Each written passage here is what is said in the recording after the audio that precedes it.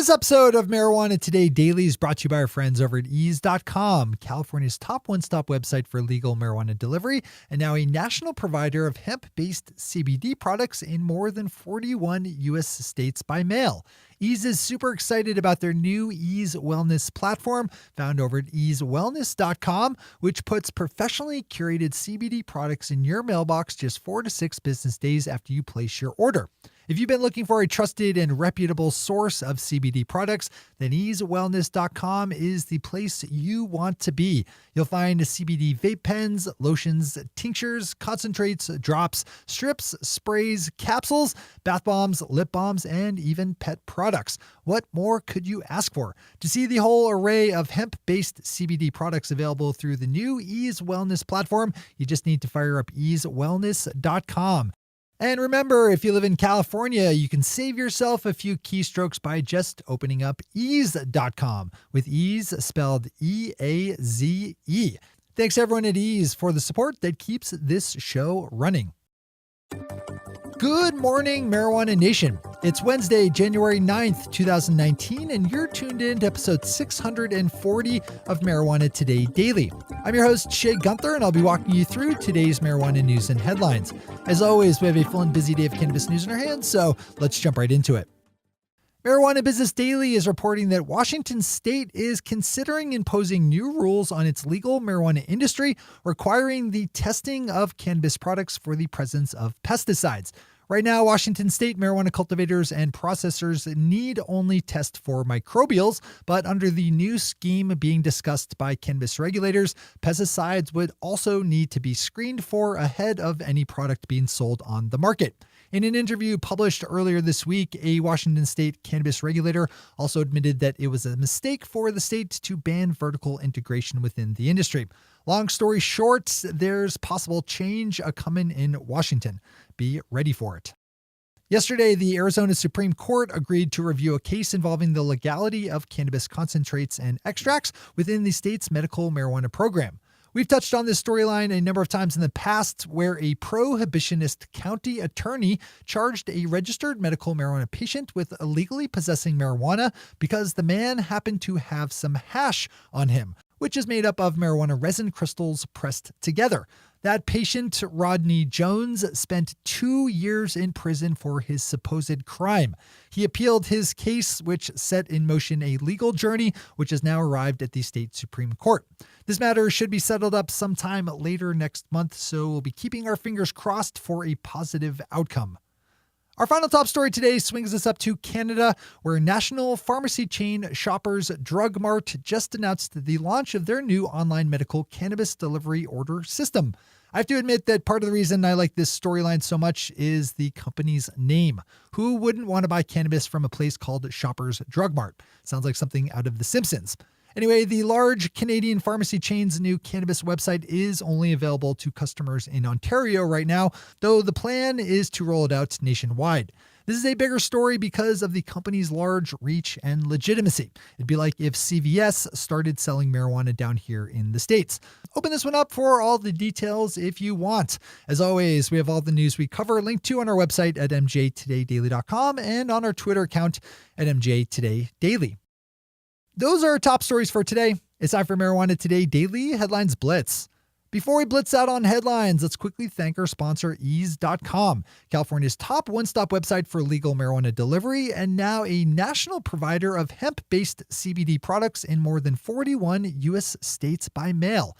If you live outside California, you just need to open up easewellness.com to see all the different hemp-based CBD products that can be delivered to your door in just 4 to 6 business days after you place an order. But if you're a resident of the Golden State, then you just need to route yourself through ease.com, where you'll find all the legal adult use marijuana products uniquely available to people living in California.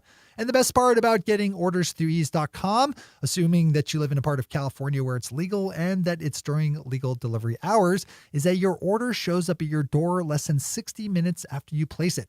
That's amazing. One more time, if you live in California, just open up ease.com, spelled E-A-Z-E. And if you live outside the Golden State, you can pop open easewellness.com to see if your state is one of the 41 where Ease delivers professionally curated hemp-derived CBD products via the mail. Big thanks to everyone at Ease for helping support today's news. All right, time for the Blitz.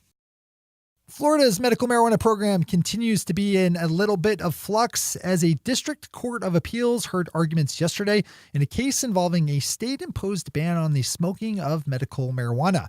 Activists and patients have sued to overturn that restriction, and yesterday lawyers with the state argued in court that it should be kept in place. If you do business in the Sunshine State, you should probably give this one a full read. Hopping back up to Canada for a headline, we have an estimate out of the province of Alberta that a moratorium on opening new cannabis dispensaries will cost upward of $13 million in wasted lease payments, while also putting at risk nearly 2,000 jobs. Canada has been having some supply issues as it's opened up its legal adult use cannabis program, and some provinces have reacted by closing down the books of new dispensaries, much to the chagrin of cannabis entrepreneurs who have been working and spending lots of money to get ready to open. Those estimates were made by the Alberta Cannabis Collective, a group of local dispensary owners. A Washington, D.C. city councilor is introducing a new piece of legislation to legalize adult use cannabis, even as the federal government maintains restrictions on the district's ability to self-govern by disallowing the implementation of any progressive legalization measures. This storyline's popped up a few times over the last year or so, and yesterday, D.C. City Councilor David Grosso filed the Marijuana Legalization and Regulation Act, details of which you can read about over at Marijuana Moment. Arkansas's Time Record has some handy numbers showing the demographic breakdown of that state's first pool of registered medical marijuana patients, of which there are around 6,700, up more than 400 people since October. Arkansas's medical program is slowly getting up and running and should be open with products available sometime in the first half of this year. You can swing over to the Times Record for more demographic information there. Massachusetts-based marijuana company Tilt has announced the details for a new program it's launching to support prospective cannabis entrepreneurs who come from communities that have been historically most negatively impacted by the war on marijuana. Massachusetts is one of the leading cannabis states in terms of building in social equity into its laws, something we can largely thank cannabis control member Shalene Title for.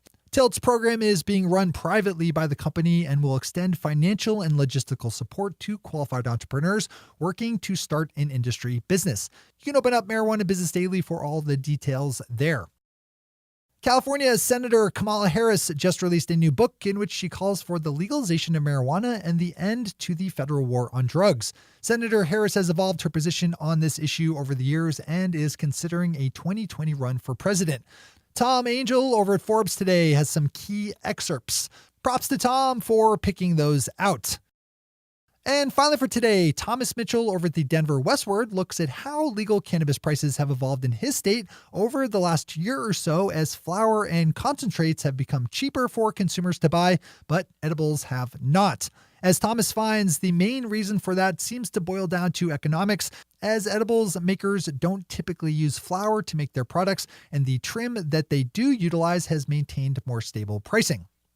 Those are the headlines and news for the day. I'll be back with you again tomorrow morning with another information-packed episode of Marijuana Today Daily. But in the meantime, if you have any stories to share or feedback to give, zip us an email to headlines@mjtodaydaily.com. And while you're clicking around the interwebs, swing over to our Twitter account at mjtodaydaily and visit our website at mjtodaydaily.com to find links to all the news we cover. Thanks to our sponsor, Ease, and to all of our awesome patron listeners for the support that makes this show possible.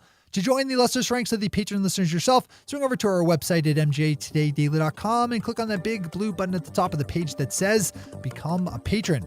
I'm your host, Shay Gunther. Thanks for tuning in and starting your day with marijuana today.